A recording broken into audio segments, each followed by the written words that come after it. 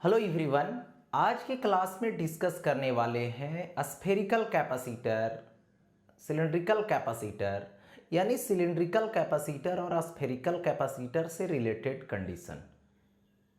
ये topic 12th class physics के second chapter electrostatic potential and capacitance का है और ये क्लास जो होने वाला है वो इंग्लिश मीडियम वाले स्टूडेंट के लिए है, जिसमें आज की टॉपिक का जो हाईलाइट है वो देख लीजिए। सबसे पहले इसमें आज डिस्कस करेंगे स्फेरिकल कैपेसिटर। स्फेरिकल कैपेसिटर कैसे बनता है, इसकी कैपेसिटी क्या होती है, इन सब चीज़ों पे डिस्कस करूंगा। एक दूसरा है जिसका नेम है सिलिंड्रिकल कैपेसिटर, यानी सिलिंड्रिकल कैपेसिटर कैसे बनाएंगे, सिलिंड्रिकल कैपेसिटर की कैपेसिटी क्या होगी, इसके बारे में डिस्कस करेंगे।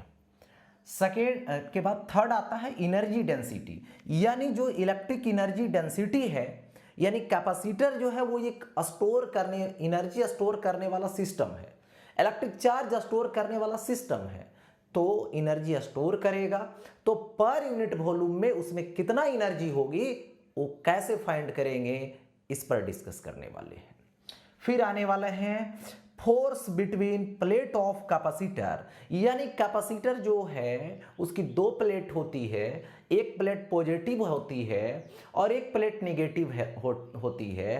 तो डिफिनेट है कि एक पॉजिटिव प्लेट और दूसरा नेगेटिव प्लेट एक दूसरे को अट्रैक्ट करेंगे, क्योंकि अनलाइक जो चार्ज होते हैं वो अट्रैक्ट करते हैं। तो वही बतलाना है कि कितना फोर्स से अट्रैक्ट करेगा एक दूसरे को, इसको दिखाना है।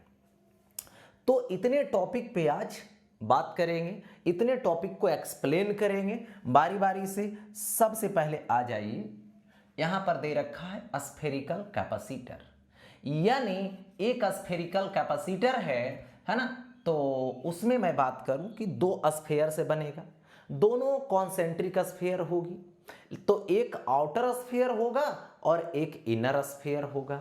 उसमें से कंडीशन फर्स्ट लगा दिया है व्हेन आउटर स्फीयर इज अर्थेड, क्योंकि जब कैपेसिटर होती है तो उसकी एक प्लेट जो होती है वो अर्थेड होता है, अर्थ के कांटेक्ट में होता है।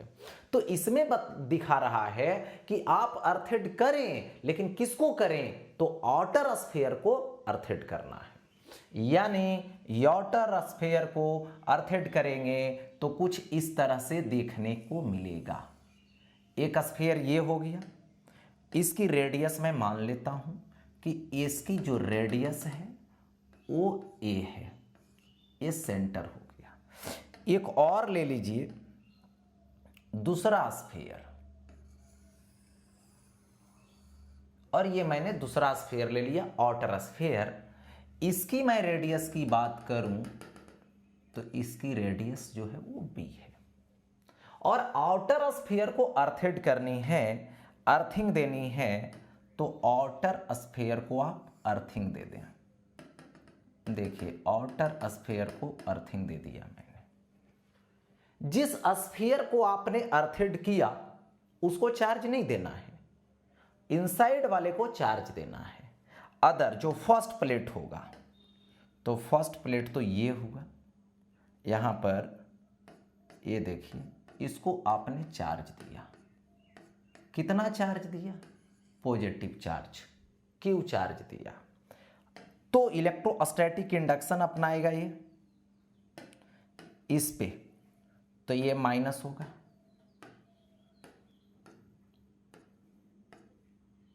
माइनस हो गया। और आउटर वाले सरफेस पर प्लस होगा, तो अर्थ से कनेक्ट है तो न्यूट्रलाइज हो जाएगा, तो ये चार्ज माइनस क्यू हो गया। ठीक है, अब देखो चार्ज तो मुझे मालूम है, कैपेसिटर भी बन गया है टू कॉन्सेंट्रिक स्फीयर से। अब रही बात कि इसकी कैपेसिटी कैसे निकालेंगे, तो कैपेसिटी निकालने का मेथड है कि आप इन दोनों प्लेट के बिटवीन सबसे पहले आप वोल्टेज निकाल लें। यदि आप पोटेंशियल डिफरेंस इन दोनों प्लेट के बिटवीन फाइंड कर लेते हैं तो इजी वे में आप कैपेसिटी निकालेंगे बेसिक कंसेप्ट से, जिसका बेसिक कंसेप्ट होता है C is equal to Q by V। जो कि Q मुझे मालूम है बट वोल्टेज मालूम नहीं है। तो सबसे पहले आप वोल्टेज निकालने की प्रयास करें। वोल्टेज जो है वो इलेक्ट्रिक फील्ड पे डिपेंड करता है। तो सबसे पहले दोनों प्लेटों के बीच एक पॉइंट मैंने लिया यहां पे, जिसका लोकेशन R हुआ। इलेक्ट्रिक फील्ड की जो डायरेक्शन होगी वो पॉजिटिव टू नेगेटिव होगा, ये तो कन्फर्म है। पॉजिटिव ये है, नेगेटिव ये है, तो पॉजिटिव टू नेगेटिव होगा। अब इस पॉइंट पे जो इलेक्ट्रिक फील्ड अवेलेबल होगी, वो इलेक्ट्रिक फील्ड अवेलेबल करने वाला कौन होगा, इस पे जरा सोचिए। तो इस पॉइंट पे इलेक्ट्रिक फील्ड जो अवेलेबल होगी, वो अवेलेबल करने वाला दो लोग हैं। कौन कौन? एक ये प्लस वाला जिसका आउटर पॉइंट है। चलिए, तो आउटर पॉइंट है, तो ये इस स्फीयर के यानी इस जो है से स्फीयर के एक्सटर्नल पॉइंट पे जो इलेक्ट्रिक फील्ड मिलेगी वो E is equal to 1/4πε0 Q/r² होगा। इससे तो मिला, बट इससे जब लेने गए तो देखें कि इसका इंटरनल पॉइंट है, और कोई भी चार्ज बॉडी रहे और उसका चार्ज सरफेस पे रहे तो अंदर में उससे इलेक्ट्रिक फील्ड जीरो होता है। तो ये माइनस वाला तो यहां इलेक्ट्रिक फील्ड देगा ही नहीं। गॉसियन सरफेस से क्या है, ड्रा करेंगे तो ये चार्ज बाहर हो जाता है, और ये चार्ज जब बाहर होता है तो यहां पर ऐसे गॉसियन सरफेस ड्रा करेंगे तो सिर्फ और सिर्फ ये वाला स्फीयर जो है से अंदर आता है। मतलब ये स्फीयर सिर्फ इलेक्ट्रिक फील्ड क्रिएट करेगा, ये फील्ड जीरो देगा। ये तो हो गया। अब दोनों में माने फील्ड और वोल्टेज में रिलेशन लगा दो, तो यहां पे dV is equal to -EdR cos theta होता है। तो प्लस से माइनस की तरफ जा रहे हैं, फील्ड भी उधर ही जा रहा है, मतलब 0 डिग्री पर बहस होगी। 0 डिग्री पे बात करेंगे। dV is equal to minus E का वैल्यू दे दो 1/4πε0 दे दो, Q/r² दे दो, dr दे दो, cos 0 डिग्री दे दो, तो cos 0 1 हो जाएगा। अब यहां पर इंटीग्रेट कर दो dV। पॉजिटिव से नेगेटिव जाने वाले हैं तो V पॉजिटिव और ये हो गया V नेगेटिव। चलिए, इज इक्वल टू -1/4πε0 Q होगा, इंटीग्रेट कर देना, R पे पावर -2 होगा, dr होगा, cos 0 1 मल्टीप्लाई करेंगे कोई फर्क नहीं पड़ेगा। तो इस पॉइंट से इस पॉइंट पे जब जाओगे तो इसकी रेडियस A है, इसकी रेडियस B है, तो A से क्या आएगा, B आएगा। अब dV का इंटीग्रेशन V होगा। देखिए, dV का इंटीग्रेशन यहां पे V होगा, और ये होगा V पॉजिटिव से V नेगेटिव, -1/4πε0 Q होगा। ठीक है, इंटीग्रेट करोगे अब तो इंटीग्रेशन में क्या होने वाला है, R पे पावर -2 है, तो -2 है तो एक पावर ऐड करो, ऐड करके डिवाइड करो, तो यहां से क्या आएगा, R पे पावर -2 + 1 बाई -2 + 1। कहां से कहां, तो A से B जाएंगे। अब देखो यहां पर upper limit V minus V plus हो गया ऐसा, इज इक्वल टू -1/4πε0 Q रहने दीजिए, R पे power -1 by -1 A to B होगा, माइनस बाहर कर लीजिए प्लस हो जाएगा, V negative V positive, minus बाहर किए प्लस हुआ, 1/4πε0 हुआ, Q इंटू 1/R हुआ, A टू B हुआ। यही तो हुआ। अब देखो यहां से ऐसा करते हैं, तो V negative minus V positive is equal to 1/4πε0 Q 1/B -1/A हो गया ऐसा।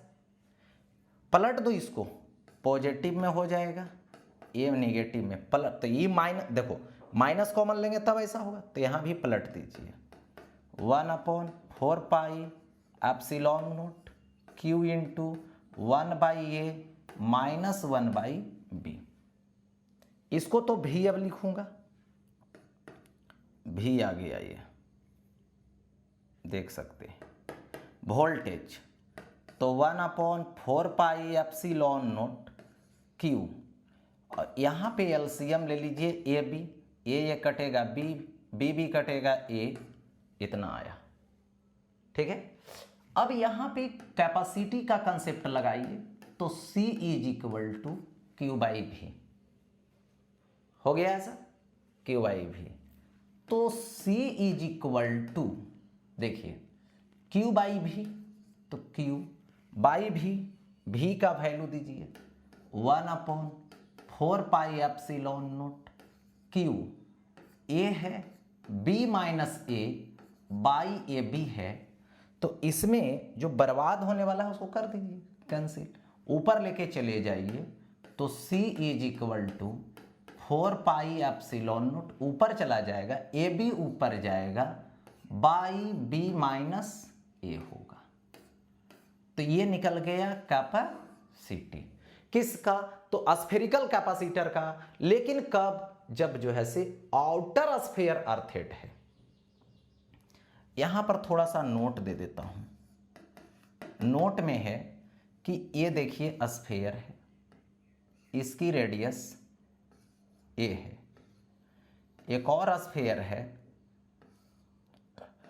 इसकी रेडियस बी है, इसको अर्थेड किए हैं, बट इन दोनों प्लेट के बिटवीन एक डाइलेक्ट्रिक मटेरियल मीडियम लाए हैं और इसमें इंसर्टेड कर दिए डाइलेक्ट्रिक कांस्टेंट K है, तो इसकी जो कैपेसिटी अब होगी वो होगी 4 पाई एप्सिलॉन नोट, और K मल्टीप्लाई हो जाएगा AB by B minus A हो जाएगा, मतलब K कांस्टेंट है, जो डाइलेक्ट्रिक कांस्टेंट है, तो एयर वाले जितना कैपेसिटी होता है, तो मीडियम डालने से मीडियम के डाइलेक्ट्रिक कांस्टेंट को उतना सिर्फ यहां पर मल्टीप्लाई कर देंगे, तो यही आंसर आएगा। एयर वाले में सिर्फ K मल्टीप्लाई कर दीजिए, मीडियम वाला निकल जाएगा, ये सिचुएशन है। अब आगे बढ़ता हूं, व्हेन इनर स्फीयर इज अर्थेड, अबर जो अर्थेड करनी है वो किसकी करनी है, तो इनर स्फीयर को अर्थिंग देना है। तो सबसे पहले यहां पे डिसाइड कीजिए, डिसाइड करता हूं, ये देखो स्फीयर है, इनर जिसकी रेडियस ए है, सेंटर हुआ, और एक स्फीयर लीजिए यहां पर जो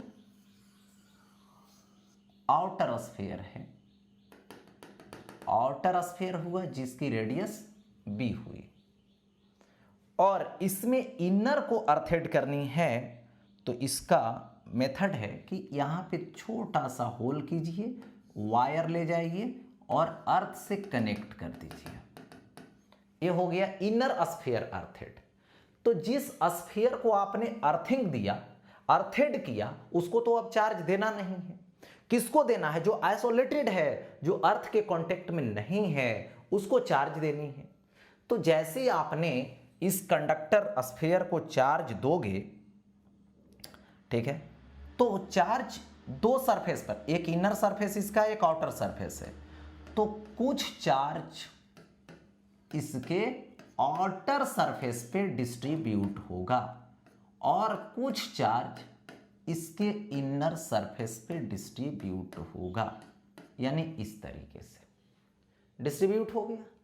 और यहां पे खास बात ये है कि ये जो इनर स्फीयर है इस पे इलेक्ट्रोस्टैटिक इंडक्शन होगा, तो ये प्लस वाला यहां पर माइनस इंड्यूस्ड करेगा, अंदर में प्लस जो अर्थ से कनेक्ट है जो जाकर न्यूट्रलाइज कर देगा, तो अंदर जाके न्यूट्रलाइज कर दिया, तो यहां पे सिर्फ और सिर्फ ये माइनस डिस्ट्रीब्यूट हुआ।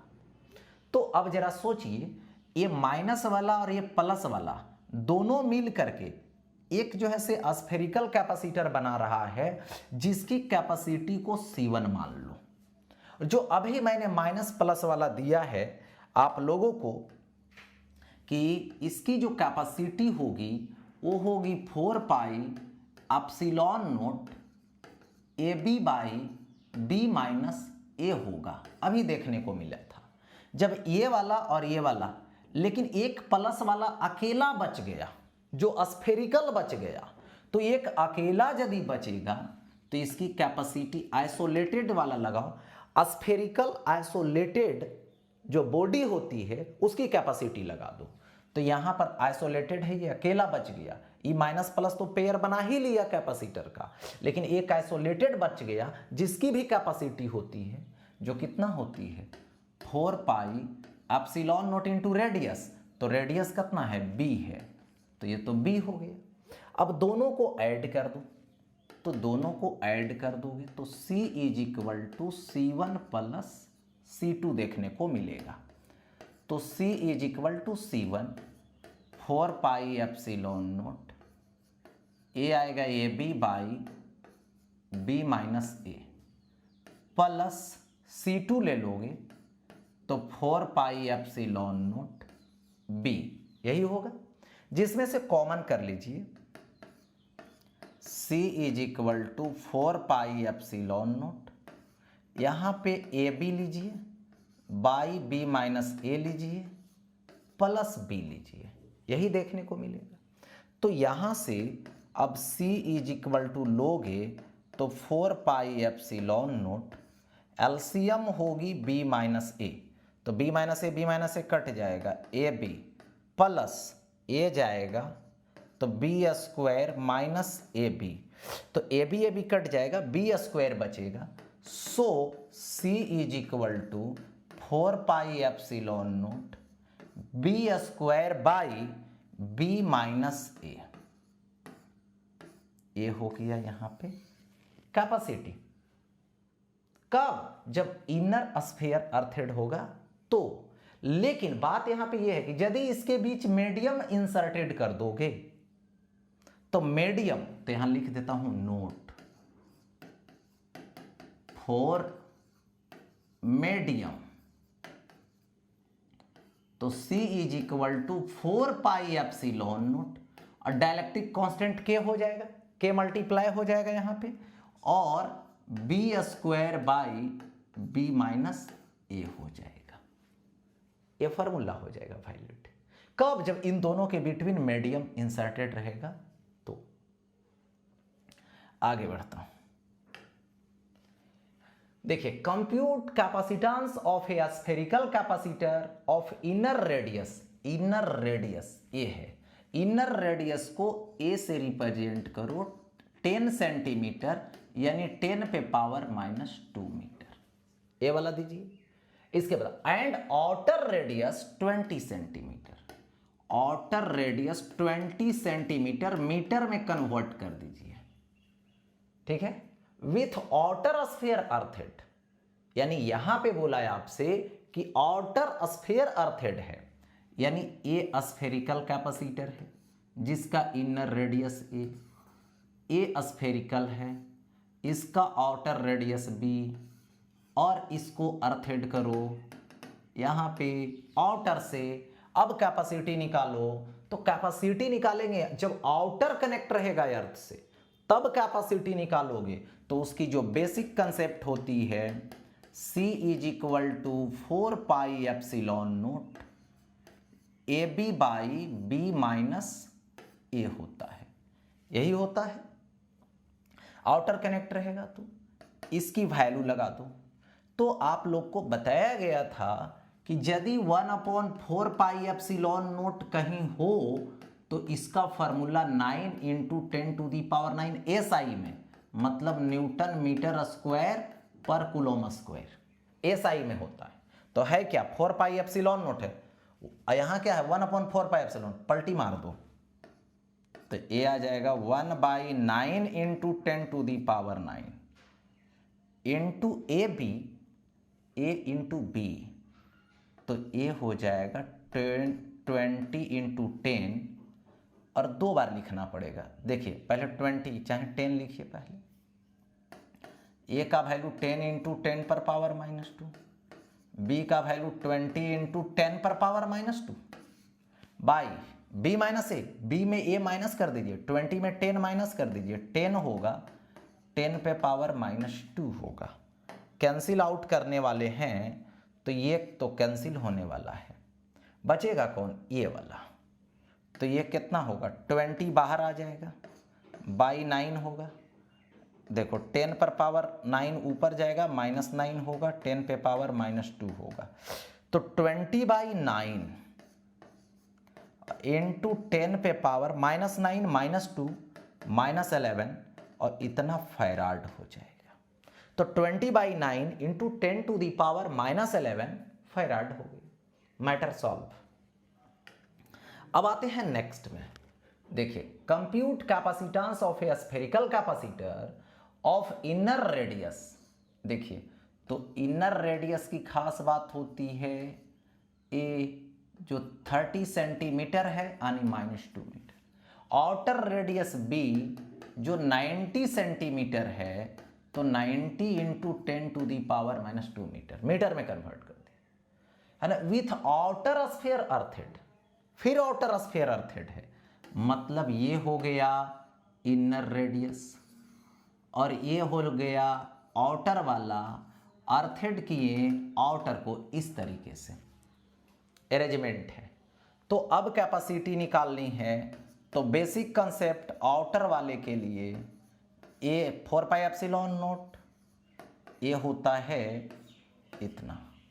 इसकी वैल्यू अभी मैंने बताया 1/10 टू दी पावर 9 लगाएंगे, 1/4πε0 रहता तो 9 इंटू 10 टू दी पावर 9 लगाते, पलट गया है, पलट दिए वैल्यू। ए इंटू बी तो 30 into 10 to the power -2, 90 into 10 to the power -2 by B minus A, B में ये माइनस कर दीजिए तो 60 इंटू 10 टू दी पावर -2, यही होने वाला है ना। अच्छा, कैंसिल आउट कीजिए। तो कैंसिल कीजिएगा यदि तो ये देखिए एक वो कट जाएगा, एक कट कैंसिल हो गया, ठीक। और कोई कैंसिल होगा, 10 से 10 कैंसिल हो जाएगा, ठीक है। ये 2 कैंसिल हो जाएगा, ठीक है। इसको कैंसिल करेंगे तो ये कैंसिल होगा जाकर जो आएगा 45, और कोई कैंसिल होगा 45 तो 5 आएगा, इससे कैंसिल करोगे तो 9 ऊपर जाएगा तो यहाँ से लिखोगे C = 5 को साइड कर लीजिए, 10 टू दी पावर -2 अवेलेबल है, +9 नीचे ऊपर जाएगा तो माइनस में जाएगा तो 11 हो जाएगा फैराड। इसको लिख सकते हो, ठीक है। यहाँ पर कैंसिल आउट करके तो इसको 1 0 नीचे 1 0 ऊपर तो ये हो जाएगा 50 पिको फैराड, इसको लिख सकते हो, ठीक है। अब देखो आगे, compute capacitance of a spherical capacitor of inner radius 30, ए की वैल्यू 30 यानी सेंटीमीटर तो मीटर में कन्वर्ट कर लीजिए, कन्वर्ट कर लिया मैंने।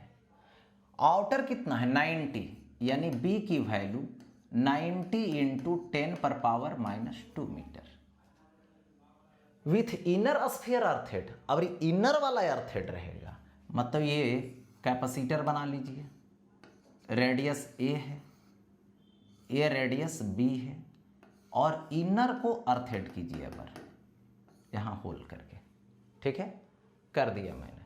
तो C = 4πε0 होता है, b² ये होता है, तो इसकी value 1/9 into 10 to the power 9 होता है, ठीक है। b² देंगे तो b का स्क्वायर मतलब इसका स्क्वायर यानी 90 into 10 to the power -2, 90 into 10 to the power -2 by b minus A, b में a को माइनस कर दीजिए तो 60 इंटू 10 टू दी पावर -2, ये वाला कटेगा 10 से 10 कटेगा, ठीक है। अब देखिए इससे कैंसिल आउट करेंगे तो 9 से 9 ये भी कट रहा है जी, ठीक। और देखो इसको कैंसिल करो तो 15 छक्का 90, ठीक है। और तो कुछ होने वाला है नहीं, तो 15 बचेगा, ऊपर जाएगा यहाँ से -2 तो -11 बनाएगा। पिको फैराड इसको लिख सकते, सॉरी पिको फैराड नहीं, केवल फैराड। और इसको पिको में यदि बदलना है तो यहाँ -12 चाहिए, तो -12 तो यहाँ पर देखिए ये हो जाएगा 150 पिको फैराड, क्योंकि पिको के जगह पे 10⁻⁻12 तो 1 0 खत्म होगा, फिर वही पे बदल जाएगा 15 × 10⁻11 में। तो इस तरीके से आप इसको बना सकते हैं। आगे बढ़ता हूँ, नेक्स्ट सवाल कुछ इस तरीके से दिया है, capacity of a spherical capacitor is C1 when inner sphere is earthed. यानी कंडीशन फर्स्ट में बोला इनर स्फीयर को यदि आप अर्थेड करते हो तो कैपेसिटी आपको क्या मिलता है, C1 मिलता है। फिर बोला when inner sphere is earthed and C2 when outer sphere is earthed. यानी 2 स्टेप में चलो, यहां पे लो कंडीशन फर्स्ट, आपको करना क्या है, ये देखो एक स्फीयर हुआ, ये दूसरा का हो गया, ठीक है। और इसमें इनर को अर्थिंग दे दो, तो फॉर्मूला क्या होगा, C1 होगा कैपेसिटी, ये तो दे रखा है, क्या होगा 4πε0 b²/b-a, ये होगा इक्वेशन फर्स्ट, यानी कंडीशन फर्स्ट के लिए। अब देखो कंडीशन सेकेंड लेता हूं। कंडीशन सेकेंड में बात किया है यहां पर कि आप आउटर को कनेक्ट करें, अर्थेड करें, तो C2 मिलेगा।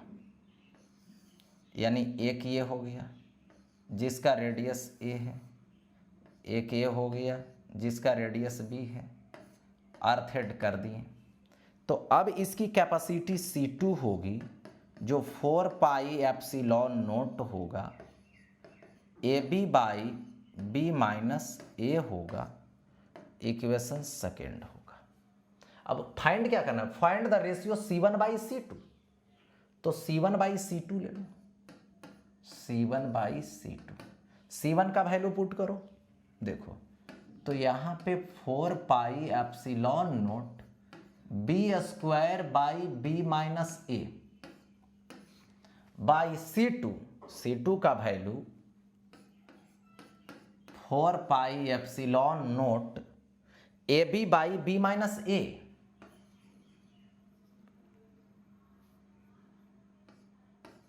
AB/B-a हो गया ऐसा। तो ये और ये क्या हो जाएगा, कैंसिल हो जाएगा, ठीक है। B-a क्या हो गया, कैंसिल दे दिया गया, एक B से एक B कैंसिल, तो B/A होगा। So C1/C2 is equal to B/A, n मिल गया, ये हो गया इसका रेशियो। तो इस तरीके से इस सवाल को बना सकते हैं। स्टेप बाय स्टेप चलनी है, स्टेप में गड़बड़ हो जाएगी तो सवाल भी गलत हो जाएगा। न्यूमेरिकल का यदि डर भगाना है तो न्यूमेरिकल से खुद लड़ो, बारी बारी से बनाओ, हर एक सवाल के साथ लड़ाई करो, खुद ब खुद स्ट्रांग बन जाओगे। यदि इसको छोड़ दोगे तो ये भी इतना दूर चला जाएगा कि पास नहीं जल्दी आएगा। अब देखिए आगे टॉपिक है जिसका नेम है सिलेंड्रिकल कैपेसिटर।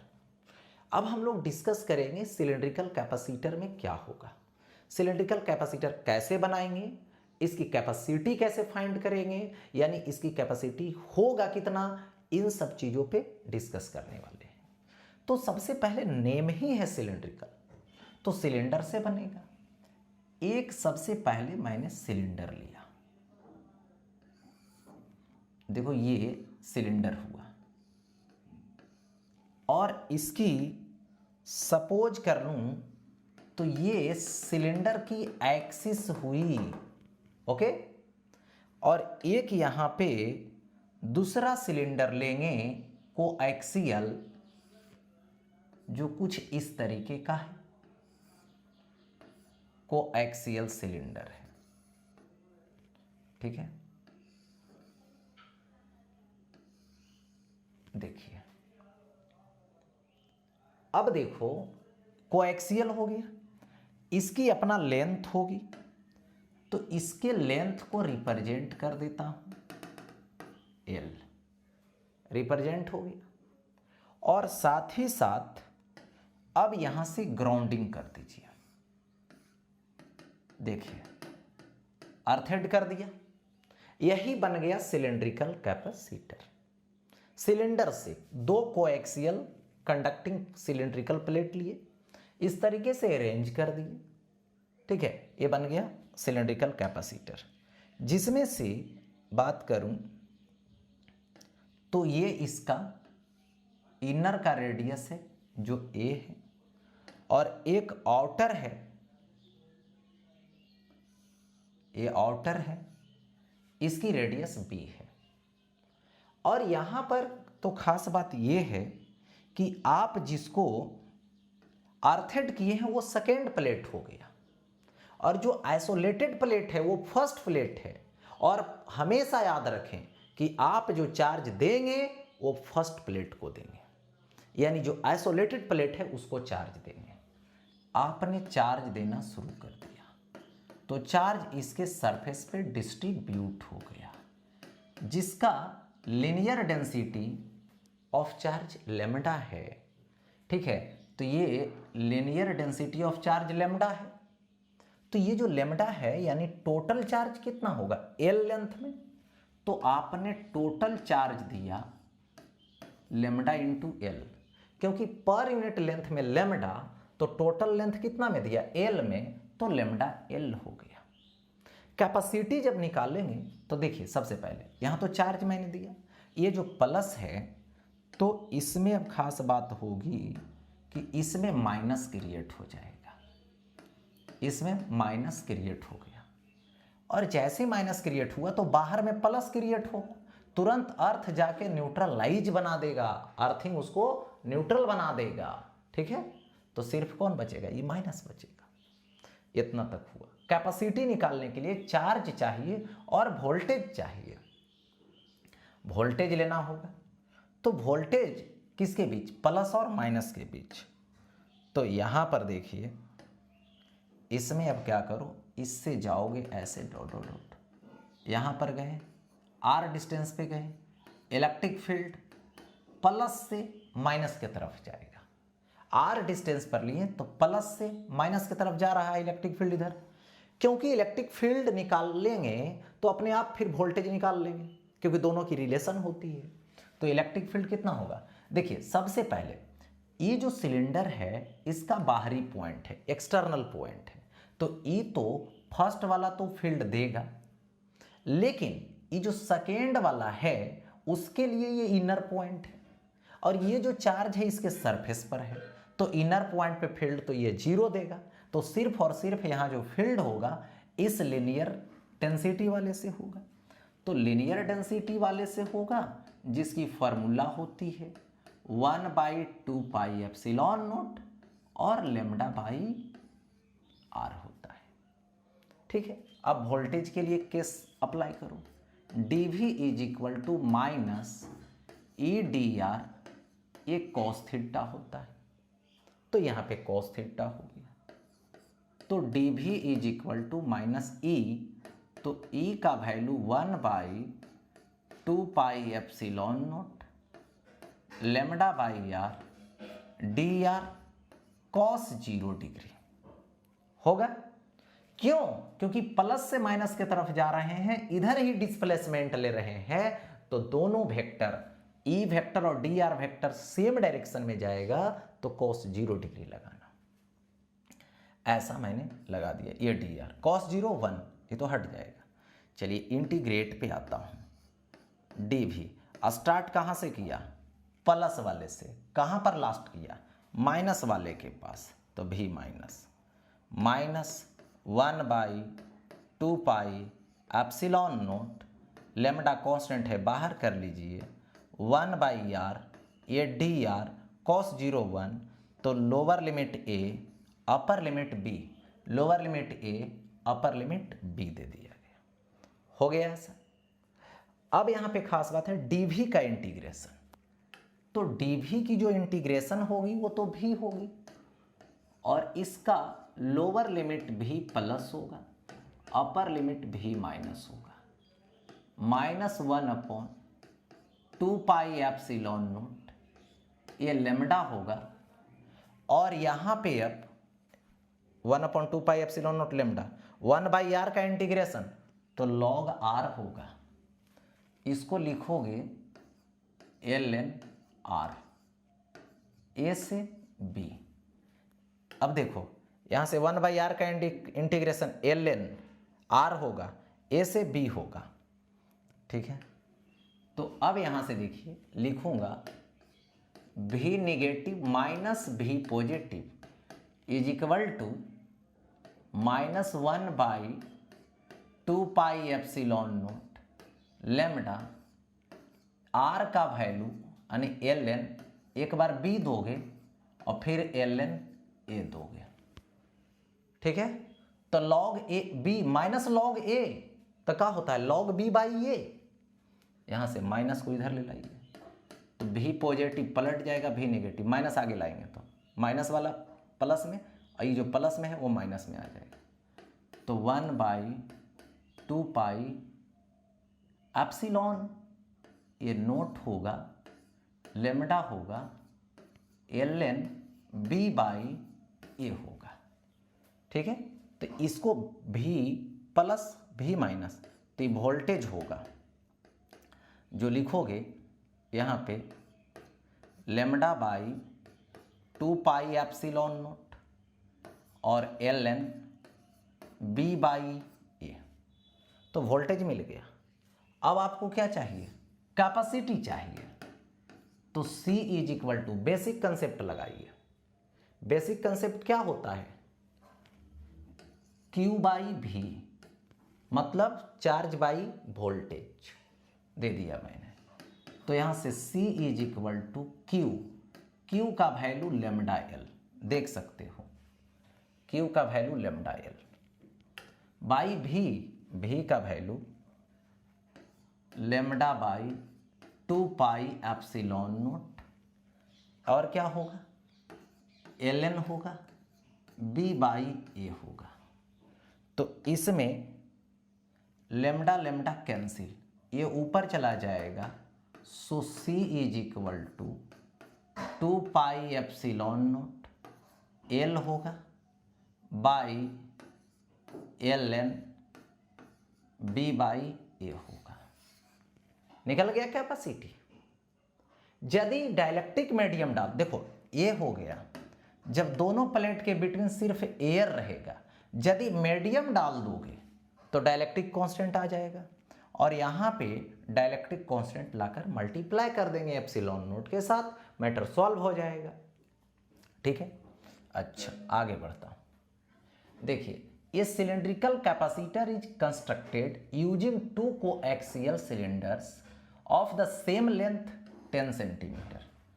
तो यहाँ पे L का वैल्यू 10 सेंटीमीटर यानी 10 × 10⁻⁻² metre and of radii 2 millimetre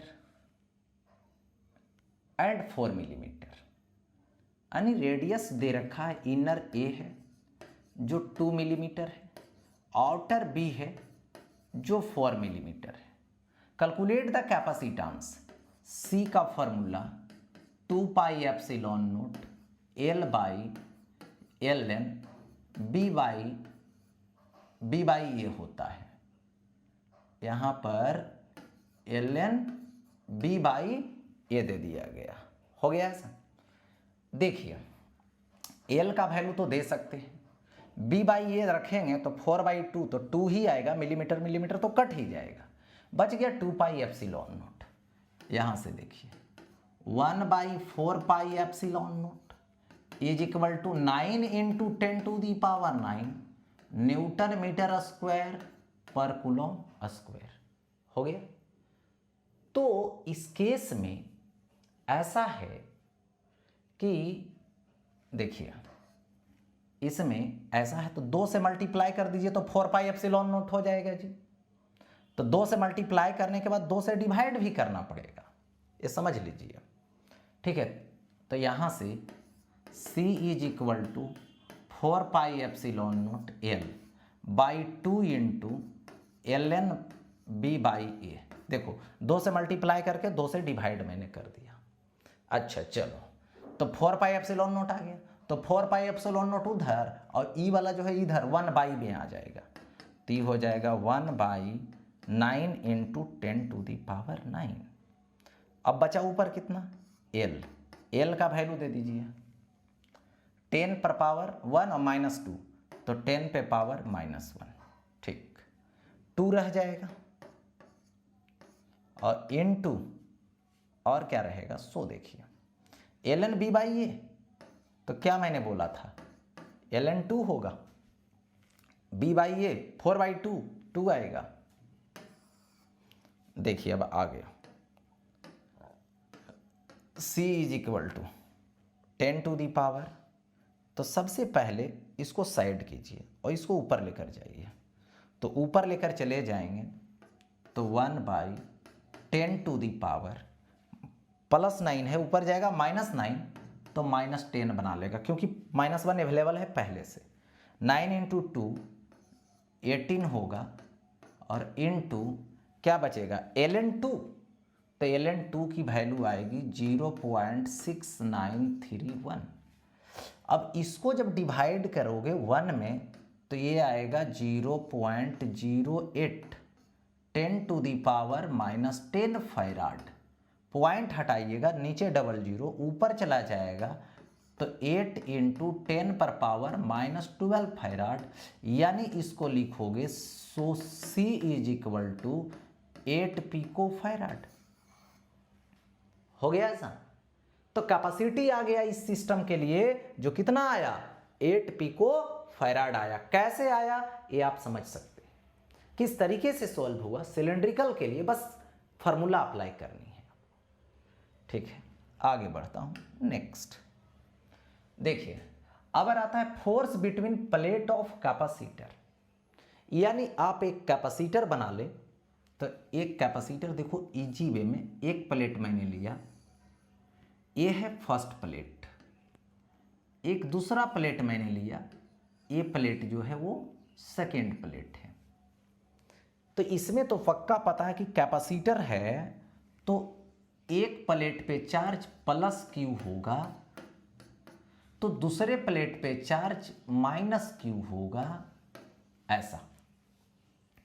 अब देखिए यहां पर ये जो प्लेट है फर्स्ट, ये कह रहा है कि हम चारों तरफ जो फील्ड क्रिएट कर रहे हैं उस फील्ड में तुम हो, यानी देखिए ऐसे यहां पर ये प्लेट प्लस वाला अपने से दूर इलेक्ट्रिक फील्ड दे रहा है जो E1 दे रहा है। जो E1 होगा कितना, E1 का वैल्यू देखिए सिग्मा बाई 2 एप्सिलॉन नॉट, और सिग्मा जो होता है ये होता है Q बाई A, यानी चार्ज बाई एरिया, यानी इसको लिख सकते हो यहाँ पर Q by 2 epsilon not A। ये हो गया। अब देखो ये क्या है, माइनस है, तो अब यहां पर देखिए इस पर क्या लगेगा, फोर्स लगेगा इस डायरेक्शन में। फील्ड का डायरेक्शन जो है वो कुछ इस तरीके है बाहर के तरफ, तो इस प्लेट पर जो फोर्स लगेगा वो फील्ड के अपोजिट डायरेक्शन में लगेगा। तो फील्ड के अपोजिट डायरेक्शन में कौन सा प्लेट पे, सेकेंड पे कौन लगाएगा, फर्स्ट लगाएगा, तो जिसको लिखेंगे फोर्स ऑन सेकेंड, ठीक है, force on second by first. तो कितना होगा, तो F21 तो Q इंटू E1, तो Q इंटू E1 का value Q by 2 epsilon naught A, यानी Q square by 2 epsilon naught A. हो गया ऐसे। इसके बाद देखिए, अब ये माइनस वाला प्लेट कहता है कि हम भी इलेक्ट्रिक फील्ड क्रिएट करते हैं जिसमें तुम हो। ठीक है, यानी देखिए यहां पर ये वाला प्लेट के पास ये माइनस वाला फील्ड क्रिएट करेगा, तो माइनस वाला यहां पर जो फील्ड क्रिएट करेगा वो अपने तरफ करेगा। क्यों अपने तरफ करेगा? जिसका मेन रीजन है कि ये माइनस वाला है और यहां पर अपने तरफ फील्ड दिया, तो ये कितना हो गया E2। इसी प्रकार से कितना चार्ज है? Q है, तो सेम फील्ड क्रिएट करेगा Q बाई 2 एप्सिलॉन नोट ए, क्योंकि ये भी लगाएगा sigma by 2 epsilon note. Sigma के जगह पे यानी चार्ज, सरफेस चार्ज डेंसिटी के जगह पे चार्ज बाई एरिया वही आएगा। तो फिर इस पे फोर्स लगेगा, इस प्लेट पे। कौन लगाएगा? फर्स्ट पे लगाएगा, सेकेंड लगाएगा। तो जिसको लिखेंगे